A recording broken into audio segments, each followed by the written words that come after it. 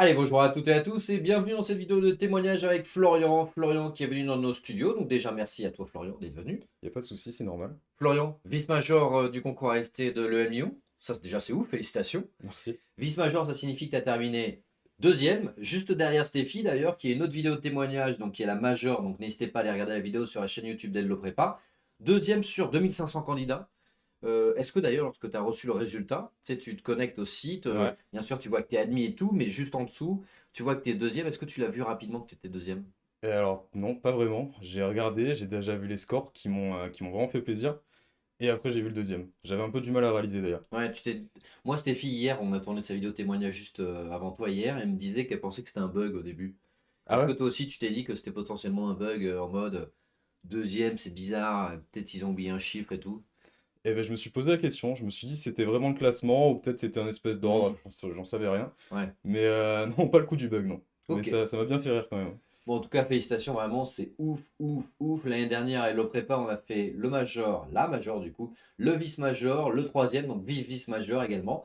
Et toutes les vidéos témoignages sont disponibles sur la chaîne YouTube. Florian, parlons un peu de ton profil, parce que celles et ceux qui nous regardent, ils veulent savoir comment on fait pour terminer deuxième au concours ST de l'EMIO. On refait ton CV, ils ont l'habitude de ce format. On refait dans un premier temps la partie académique. Quel bac tu as eu, et ensuite tes études supérieures, qu'est-ce que tu as fait? Alors, j'ai fait un bac ES, donc sciences Mhm. économiques sociales. Ouais.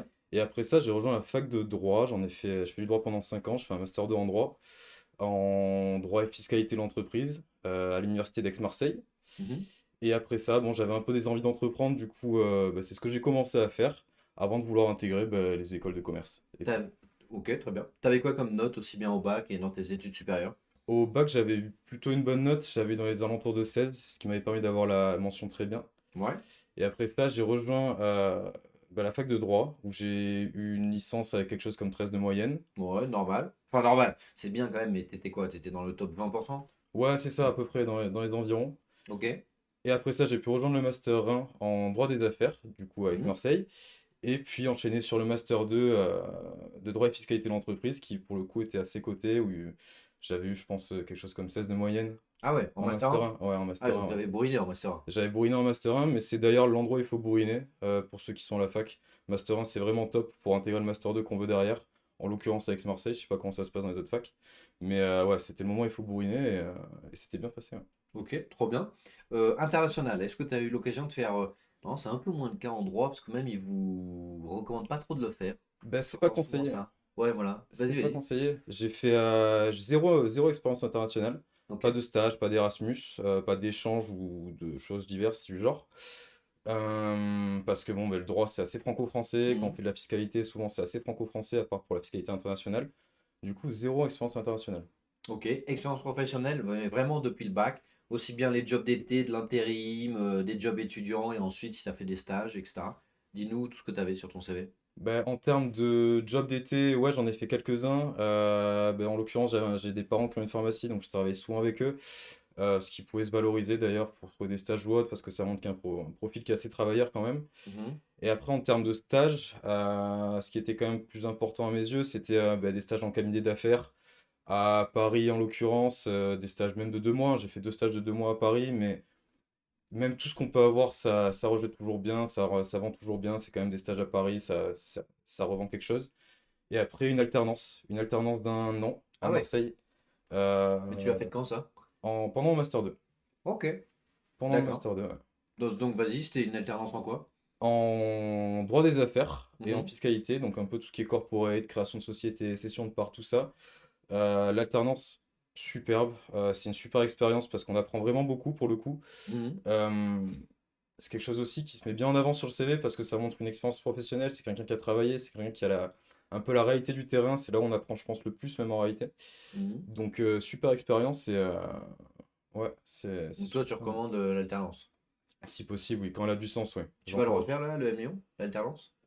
C'est pas impossible. Après, moi, vu que j'ai un profil qui est assez entrepreneurial, Mhm. j'en suis pas encore certain. Je vais voir si j'ai pas des idées, des choses à monter, des choses sur lesquelles me former, peut-être de mon côté moi-même. Donc, c'est pas certain. Mais c'est quelque chose que j'envisage aussi, potentiellement, on sait jamais. Très clair. À partir de quand tu t'es dit, parce que tu as quand même poussé jusqu'au M2, ta formation en droit, Ouais. à partir de quel moment tu t'es dit que tu avais besoin d'une business school et quel était l'intérêt pour toi d'en avoir une?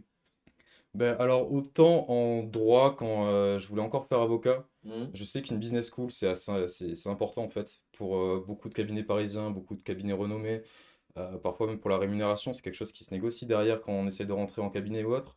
Donc, sur ce point-là, c'est assez important. Je trouve que les PGE en général sont aussi plus mis en avant que les masters spécialisés, notamment.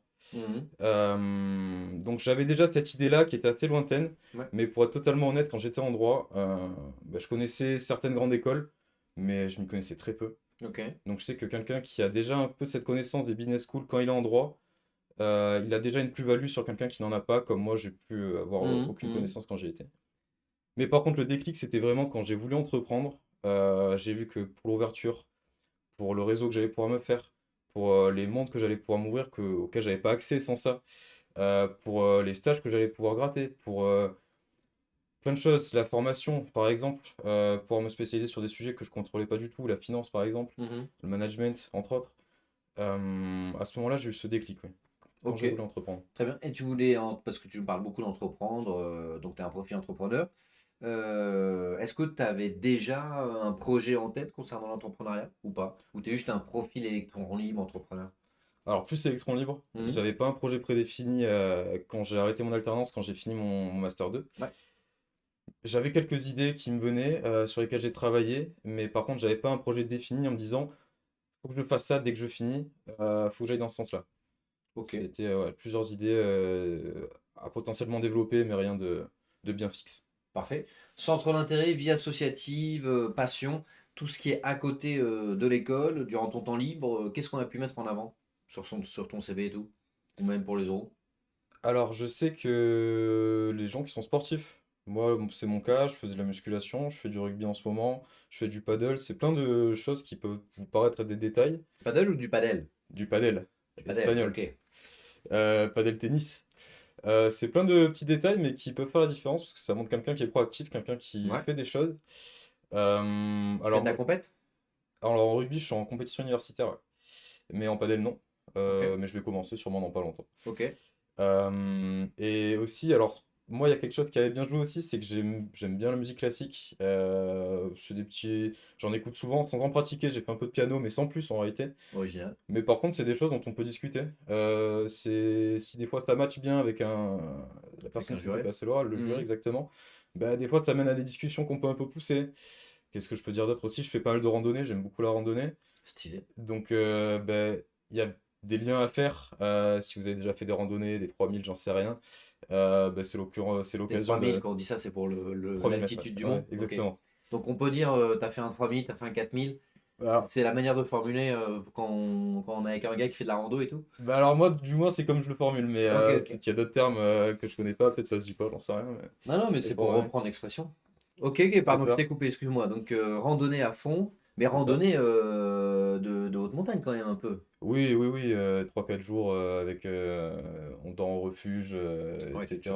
T'as Ouais, fait ouais, des des monts choses un comme peu ou ça. pas? T'as fait des 4000? Avec 4000, non, j'ai pas fait. Non, Ok. non, récemment, j'ai fait le monte-à-bord dans les Alpes.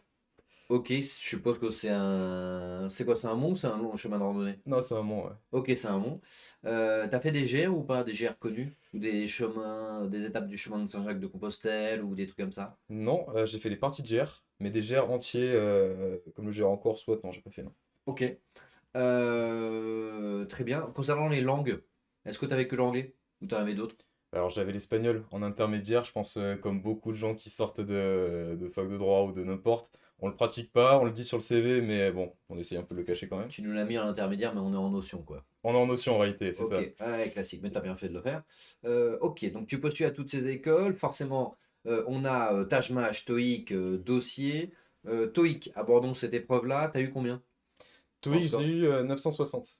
Ok, donc ça, c'est 960, ouais. plutôt un bon score. Abordons aussi directement le score du Taj Mahal. Tu avais combien? 417. Parfait. Concernant le Taj Mahal, tu révisais combien d'heures par semaine en moyenne? Est-ce que tu as des tips ou des conseils que tu leur donnerais pour au moins assurer le score? 417, tu es, au niveau du ventre mou. C'est-à-dire, c'est pas là où Ouais. tu as fait la différence. C'est un score normal pour le M Lyon. Pas mauvais, pas ouf, mais normal, ça va. Combien d'heures tu révisais par semaine? Sur combien de temps tu as organisé ta préparation? Comment, enfin, quel conseil tu leur donnerais? Quel est le sous-test qui t'a paru le plus difficile? Enfin bref, Ouais. comment tu l'as perçu tout ça? Bah, alors, déjà, c'est super intéressant ce que tu dis, c'est que moi, je viens d'un profil juridique. Hmm. Des maths, j'en avais plus touché depuis Ça va, bien longtemps. 5 ans, 6 ans. C'est ça, bon, un Ouais. peu de fiscalité, je savais faire un produit en croix, mais bon, c'était pas forcément le plus optimal.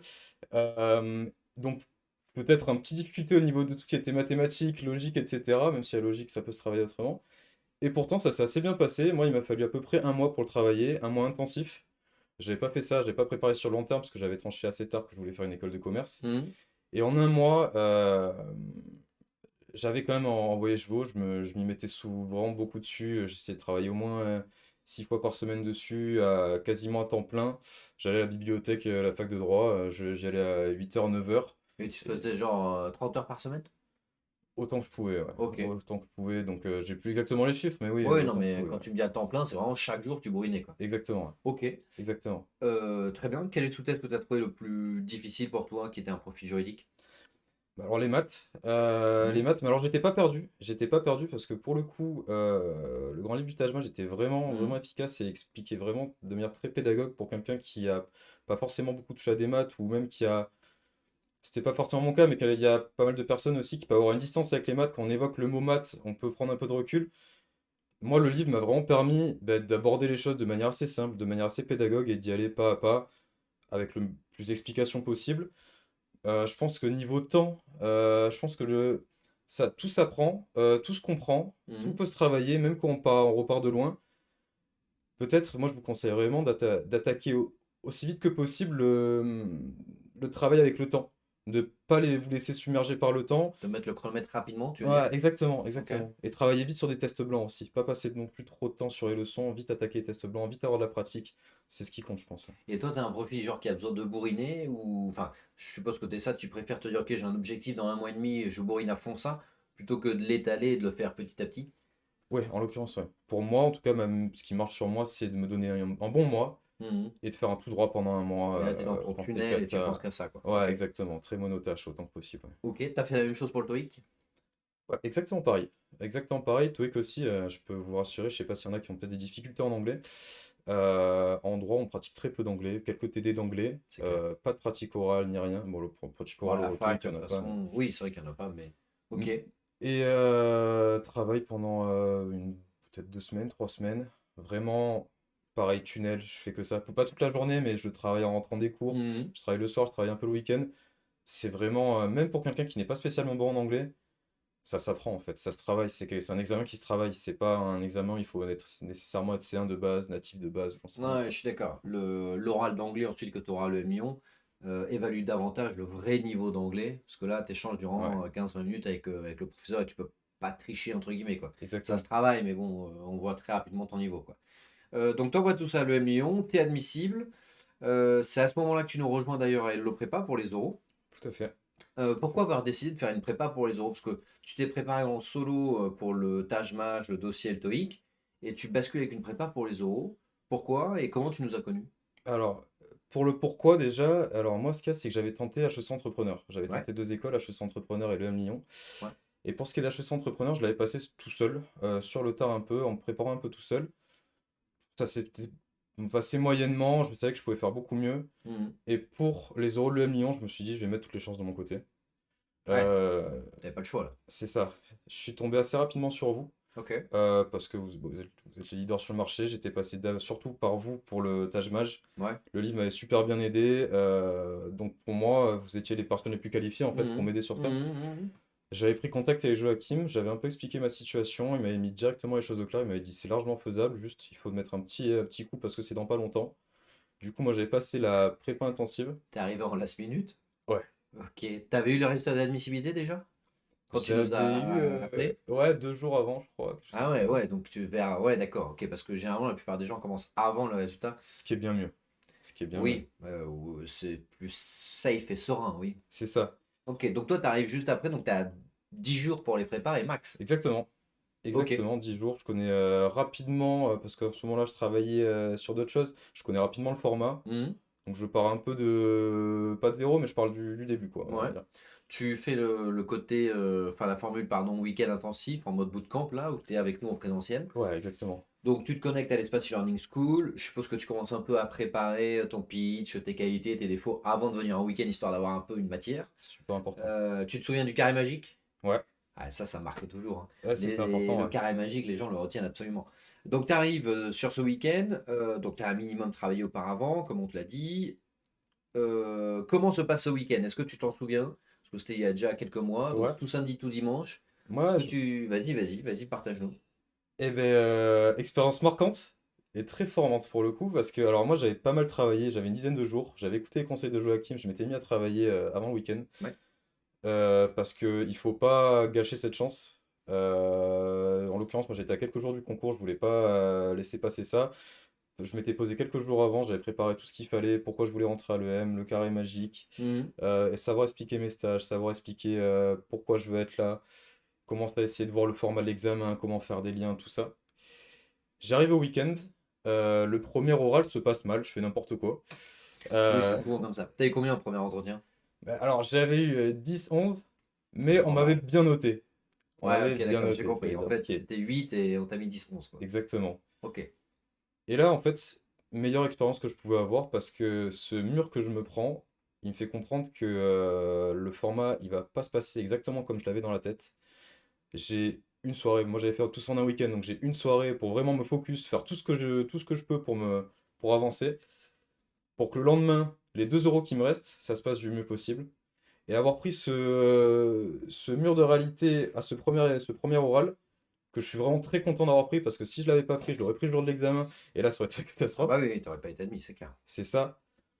Ben, ça m'a permis de faire une super performance bon, sans jeter des fleurs Ouais, on va de en prochains parler, on va en euros. parler. Pour ton premier entretien, il était, enfin comme tous les autres, ils étaient filmés, je suppose, avec un iPhone pour que tu puisses te revoir et te réécouter. Tout à fait. Ça, tu l'as utilisé, tu t'es revu, est-ce que ça t'a servi? Tu t'es rendu compte de, je sais pas, de toc de langage, de mimique, de... Ah ouais, là j'avoue, ce qu'ils m'ont dit, je m'en rendais pas compte. Je pensais que c'était un peu abusé qu'ils me disent ça durant le débrief, et maintenant que je revois mon entretien, en effet, ils ont gravement raison. Et oui, oui, tout à fait. Bah, alors moi, ce qui est bien, c'est que j'avais pas de désillusion parce que je savais que l'oral s'était passé très moyennement. Ouais. Donc j'étais vraiment attentif à quels conseils on avait pu me donner à la fin de cet entretien. Et me revoir déjà, ça m'a permis de voir plein de choses, plein de tics physiques en fait qu'on n'imagine pas. C'est ouf, hein. Ouais, c'est ça, sourire. Parce que déjà, on sourit pas assez et Tu des voyais pas, fois, quoi? ben, je suis souriant, mais Non, mais je veux dire, t'étais... avec le Ouais, stress, c'est ouais, ça. Avec le stress, des fois, on voit que ça ne prend pas forcément la tournure qu'on veut, du coup, on se ferme un peu, c'est pas la bonne ok. idée. Et en fait, faut apprendre vraiment à savoir réussir un peu à se lâcher, vraiment à sourire, à prendre le. Moi, en l'occurrence, ce qui m'a pas mal aidé, c'est de prendre la chose comme un jeu. Bien sûr. C'est une discussion, c'est pas. Moi, en l'occurrence, les entretiens, je parle de l'EM Lyon, Ouais, se bien sont sûr, bien sûr. passés de manière vraiment agréable. En fait, les gens se comportent comme vous vous comportez avec eux souvent, donc si vous souriez, si vous êtes ouvert aux Hmm. gens, souvent ils vous le rendent. Alors, c'est vrai que des fois, on vous teste, on essaye un peu de vous répondre un peu durement pour voir si vous avez les reins solides, mais moi, je sais que souvent, quand on sourit aux gens, les gens nous sourient. Et en fait, même si on essaye de vous déstabiliser, quand vous êtes là pour passer un bon moment, pour avoir une discussion, vous retombez toujours sur vos potes. Est-ce que tu as pu assister à des entretiens d'autres personnes aussi pour t'inspirer un Ouais, peu des meilleures practices des autres élèves et tout? ouais, tout à fait, tout à fait. Je l'ai fait chaque fois que j'avais en fait le temps, que j'avais passé mon entretien, que j'étais pas forcément d'humeur à travailler, j'allais voir un ami qui passait. Pareil, comme la vidéo, en fait, ça permet de comprendre un peu, ah, c'est vrai que là, cette personne-là, elle a un tic de langage elle y fait pas attention. Là, peut-être, j'aurais pu davantage développer à sa place. Là, j'aurais pu dire ça. Là, j'aurais pu faire tel lien entre les questions. Là, j'ai l'impression que l'examinateur, il attendait ça et lui, il l'a pas fait. C'est plein, en fait, de détails, mais Tu t'en rends compte beaucoup plus quand tu es d'un point de vue extérieur où tu te ouais, dis, bah là, il fallait développer ça et tout, c'était évident. 100 fois, 100 fois. Ok, Ouais. ok. Les cartes.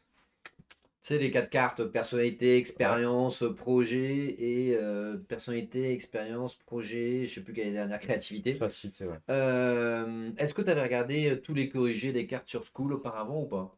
Alors, j'avais fait l'effort, ouais. Bah ouais, J'avais c'est fait mieux. l'effort et ça m'a beaucoup aidé parce qu'en fait, même si vous retombez pas, je pense qu'on va en parler après parce que moi j'avais des cartes assez spécifiques le jour de l'oral, Ok. j'avais quasiment que de la créativité. Ah ouais, Ce qui fait un peu peur parce que bon, la question créativité, c'est toujours ce qu'on redoute un peu. c'est clair. Et en fait, d'avoir fait cette préparation, même si je suis tombé, peut-être, je crois que j'avais une carte en commun avec ce que j'avais eu avant, qui était Ouais. vraiment la même, Ah, c'est pas mal déjà, une sur ce qui quatre est très ou... bien. Mais par contre, en fait, toutes les autres cartes, j'étais capable d'y répondre parce que j'avais préparé à l'avance. Parce qu'il y a toujours un lien à faire en réalité. Trop cool.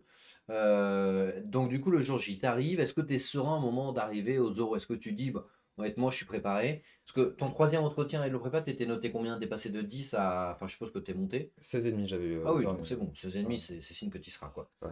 Ok, bah trop bien. T'arrives, t'es serein, t'es stressé, t'es comment là sur ce nouveau campus? Et ben en fait, j'ai eu ce déclic. Encore une fois, c'est pour ça que c'est important de faire la prépa avant. J'ai eu le déclic de me dire, faut pas y aller stressé, ça va être une discussion. Hmm, C'est des gens qui veulent voir qui je suis, mais qui veulent pas me tuer, qui veulent pas me rabaisser plus bactère ou c'est autre. clair. Et en fait, en ayant cette expérience de ben, la veille, quasi à l'avant-veille peut-être, Mhm. d'y aller en discussion, d'y aller, de me dire que même quand ils essaient de me déstabiliser, si je souris, si je parle avec eux, si j'essaye de bien m'entendre avec eux, ben, trois quarts du temps, en fait, il n'y a pas de raison de stresser. J'ai- au pas de la salle, au pas de la porte, je souriais, je me forçais à sourire pour me mettre un peu dans une bonne ambiance, pour me dire ça va le faire, faut y aller détendu. T'as raison. Et en réalité, alors que j'étais fatigué parce que j'avais un peu mal dormi la veille, j'y allais en me sentant super bien, quoi. Et ça a été comment alors, ton vrai entretien à l'EMIO? Super, C'était sympa? super. Bah alors justement, j'avais ces quatre cartes fantaisie, créativité, Ouais. qui déstabilisent un peu, mais en fait, on réalise que quand on sait ce qu'on a envie de dire, on trouvera toujours une petite porte Hmm. pour y aller et que bah, les examinateurs nous recadrent rarement quand ils voient qu'on les emmène dans un Ouais, endroit, ils comprennent. ils nous suivent, ils savent que c'est le jeu de l'exercice et il Et faut même, jouer c'est avec. une preuve c'est une preuve de vivacité d'esprit ou d'intelligence. C'est-à-dire, ils savent que c'est une pirouette, ils savent que la question t'arrange peut-être pas forcément et que tu les amènes vers une autre question, entre guillemets, que tu reformules la question pour sortir la réponse qui t'arrange. Donc, ils voient plutôt ça comme une forme d'intelligence d'esprit. Donc, ça, c'est plutôt bien noté. Ouais. Euh, donc, tu sors de ton entretien, donc il se passe bien. Est-ce que tu dis c'est bon, je suis admis, ou tu te dis, bah, franchement, avec ce que j'ai fait, j'aurai une bonne note. Enfin, tu te dis quoi? Alors, moi, je suis vraiment partisan de il faut pas vendre la peau de l'ours avant de leur Mhm. tuer. T'as Donc, raison.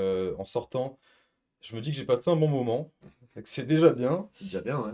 J'ai dit ce que j'avais à dire. Je pense que c'est peut-être le principal pour Ouais, tous les c'est étudiants clair. qui passent, c'est avoir pas avoir de regrets quand on part, avoir réussi à trouver des pirouettes, même si ça se passe pas exactement comme on veut. Mhm. Je sais que ça s'est bien passé avec le jury, mais que des fois, alors il faut y faire attention, des fois on a l'impression que ça se passe mal, que le jury a été sévère avec nous. C'est juste qu'ils l'ont été avec tous les gens de la journée. Mhm. Inversement, quand ils ont été gentils, il faut faire attention, ils peuvent avoir été gentils avec tout le monde dans la journée. Oui. Donc se méfier, mais aussi se dire, bah, j'ai pas forcément foiré mon oral si si vous avez une mauvaise impression. C'est aussi que des fois, en fait, ils ont été comme ça avec tout le monde, ils ont voulu vous challenger, ils ont voulu pousser un peu. Mais quand je suis sorti, ouais, je le sentais bien. Et ce qui était bien, c'est que j'avais l'anglais derrière. J'étais en confiance pour l'anglais, je me suis dit, même sachant que j'avais pas fait d'anglais depuis longtemps, pareil, quand vous êtes à l'aise, on trouve toujours une manière d'y aller. Donc, T'as eu combien, du coup, in fine, à l'entretien de motivation? 20, T'as eu 20 sur 20? 20 sur 20, Ouais, franchement, c'est signe que ça s'est super bien passé, hein. ouais. T'avais Ouais. quoi comme projet pro? Alors, ce que j'avais vendu à ce moment-là, c'était potentiellement de faire du VC. Ah ouais, t'avais. Ah Ouais. non, pour avoir 20 sur 20 en vendant du VC, en face de toi, ils faisaient quoi tes deux jurés? Alors, j'en ai pas exactement Enfin, la. ils faisaient de la finance ou Il pas y, du il y en a tout? un qui faisait la finance. Je Il y crois en que a j'avais un. même un prof de finance. Ouais. Ok, mais l'autre pas du tout. Et l'autre était une ancienne étudiante qui peut-être travaillait en conseil. En conseil, elle travaillait, il Ok, me semble. donc une diplômée, une alumni en conseil. Ok. Exactement. Parce que pour avoir 20 sur 20 en VC, qui est pas enfin, c'est un classique, quoi. Donc c'est vraiment signe que tu t'es démarqué des autres, parce que VC, ils en entendent parler, quoi. C'est un classique, mais je pense qu'il y a vraiment une manière de vendre les C'est expériences. clair. Moi, ce que j'avais apporté, on va dire, c'est que j'étais pas un profil de financier de base. J'avais fait Mhm. du droit avant. Par contre, j'avais un attrait pour l'entrepreneuriat. J'avais commencé à entreprendre. Et c'est là que je vous encourage vraiment, hein, même si, pour ceux qui, en l'occurrence, du VC, c'est en plein dans le monde de l'entrepreneuriat, même si Mhm. vous n'avez pas spécialement monté des boîtes, si vous connaissez dans le secteur, vous savez qui a fait quoi le million, vous êtes allé à des salons, vous avez démarché les entrepreneurs sur LinkedIn, c'est génial ça aussi d'ailleurs, vous avez démarché des VC sur LinkedIn, tout ça, ça se met en valeur, ça permet d'en parler. Moi, en l'occurrence, on n'a même pas parlé finance quasiment. On a parlé entrepreneuriat, on a parlé pourquoi je voulais faire ça, on a parlé qui j'étais surtout aussi. Mais ouais, on peut s'en sortir avec un projet qui est vu et revu parfois, mais par contre avec une manière différente de l'aborder et vraiment l'envie d'avoir fait quelque chose, quoi. Ok, Le trop bien. concret. Une fois que tu as reçu tes résultats, donc c'était 2 semaines après, tu te connectes sur ton espace candidat et là tu vois que tu es admis. Quelle est ta première réaction? Tu te sens comment? Est-ce que tu es blasé? Tu te dis voilà, next, je passe au prochain projet. Est-ce que tu es méga content? Tu es surpris? T'es quoi? Alors, très surpris, je l'attendais vraiment ce résultat. En l'occurrence, moi, j'avais pas suivi qu'à l'EM, donc je crois, il fallait que l'EM passe. Et en fait, j'ouvre, je vois le score, j'ai un peu du mal à me dire deuxième, ce qu'on disait tout à l'heure, je sais pas si c'est vraiment le classement, tellement je me dis que c'est pas Mhm. forcément possible. Je vois qu'en fait c'est bien le cas. Premier réflexe, j'appelle mon frère et je lui raconte quoi. Stylé. Ouais. Il était content, enfin il se rendait compte de ce que c'était le M Lyon et tout, ou Ouais, pas? alors oui, oui, il était content. Bon, lui, il vient du droit, donc il est pas forcément les pieds pleins Ok. dans les business schools et il fait du droit pénal en plus, donc c'est pas Ah oui, non, rien forcément. à voir. Lui, il fait du droit, droit, droit, quoi. C'est ça, exactement. Mais super content pour moi. J'ai été avec mon meilleur ami à ce moment-là, donc je vais le partager. J'ouvre sa porte, je lui dis bah, je suis deuxième, donc c'est vraiment c'est C'est des ouf. super souvenirs en fait, surtout. Ah, c'est clair, c'est Ouais, ouf. super souvenirs. C'est clair, c'est ouf. Comment ça se passe maintenant la vie à l'EM Lyon? Parce que là, ça fait quelques mois que tu y es. Parce que là, on tourne cette vidéo, ça fait quoi? 3, 4, 5 mois que tu y es. Ouais, Le campus, la vie sur le campus, la vie associative, même le quartier, la ville. Parce que toi, t'es pas lyonnais à la base. absolument pas. Je fais exprès, ouais. Bah, dis-nous comment c'est alors. Super. Ouais. Super, le campus est très beau. Euh, c'est grand, même si, bon, même s'il est grand, on a l'impression de manquer de place un peu parfois. Ah ouais? Ouais, pour On trouver des espaces de travail. on m'a dit qu'il y avait des shotguns pour les salles, hein. C'est-à-dire que si Ah, t'as pas réservé exactement. ta salle, tu peux pas te poser en mode je vais travailler, enfin tu seras délogé dans les 5 minutes quoi. C'est ça, exactement. Mais campus est super. Très moderne. Alors, j'ai pas connu du coup le campus d'Écully qu'il y avait Mhm. avant. Un peu vieillot quoi, normal. Bon, il C'est avait ça. 40 ans quoi. Mhm. Mais ce qui est top, en revanche, c'est qu'on n'est pas loin du centre. Mhm. Moi, j'ai réussi à trouver un logement en centre, donc je suis à 20 minutes de l'école Trop bien. en métro, en prenant mon temps quand je marche. Donc, ça, c'est vraiment bien. La vie associative, je pourrais un peu moins t'en parler. Alors, j'ai fait des soirées avec eux, je m'entends très bien avec eux, Mhm. j'ai pas mal de collègues qui sont en asso. Moi, j'ai fait le choix de pas forcément m'investir en association, donc D'accord. ce niveau-là, je pourrais pas plus t'en dire. De plus me former sur des sujets pour un peu préparer la suite. Les rencontres, on m'a dit qu'il y avait une diversité de fou. Ouais, Mais genre que ça venait vraiment de tout type de filières et des quatre coins de la France, mais vraiment, mais il y avait de la philo, de la géographie, des architectes, enfin vraiment qu'il y avait de tout quoi. ah, tout à fait. Alors, j'ai vu des gens qui venaient de géographie, j'ai vu des gens qui venaient de BUT, j'ai vu des gens qui venaient prépa ATS, je Ouais, crois, ouais, ça aussi. existe, bien sûr. Quelques-uns de droit. Et oui, on voit tout, ouais. On voit tout. Moi, c'est ce que je cherchais en venant en école de commerce, hein, d'ailleurs. Donc, sur ce point-là, j'étais ravi, ouais. Trop bien. J'étais ravi. Florian, si jamais tu avais un dernier mot à donner là aux candidates, aux candidats qui nous regardent, quelque chose que tu aurais aimé qu'on te dise il y a de cela 1 an, avant que tu commences ta préparation au concours, tu leur dirais quoi? Commencez à vous préparer dès que vous pouvez. C'est top. Commencez à réfléchir pourquoi vous voulez faire cette école de commerce, celle-ci en particulier, pourquoi vous voulez aller en école de commerce de manière générale, qu'est-ce que vous voulez faire après. Euh, Même des fois, faut construire un scénario, je sais pas ce que tu en penses, mais même si on n'est pas exactement sûr de ce qu'on veut faire, faut construire un projet dans sa tête, c'est important, Hmm. faut avoir une grande ours, savoir où on va. Et moi, je me suis pris sur le tard, mais je l'ai quand même fait, et assez bien. Et moi, j'encourage vraiment à faire cette prépa au niveau des oraux. Moi, je sais que cette claque que j'ai pris à quelques jours des oraux, si je l'avais pas prise, ça serait pas forcément passé de cette manière-là. Donc, travaillez autant que vous pouvez avant les oraux, faites cette prépa, et en fait, ça va le faire. Il n'y a pas de raison. Trop bien. Bah, écoute, merci pour toutes ces infos, Florian, pour ces partages d'expérience et feedback. Si jamais vous avez besoin en tout cas de davantage de conseils, vous avez un lien qui est en description de la vidéo pour prendre rendez-vous avec nous. C'est 100% gratuit, c'est sans engagement. On discute durant 20 minutes sur votre projet, sur votre fil rouge, sur ce que vous souhaitez faire. On fait un truc sur mesure et à la fin, bah, soit vous nous rejoignez, soit vous ne rejoignez pas. En tout cas, vous êtes libre de votre choix. Bien entendu, on espère bah, vous retrouver à l'Eau Prépa très prochainement. Merci pour tout, Florian. Merci à toi. Salut tout le monde.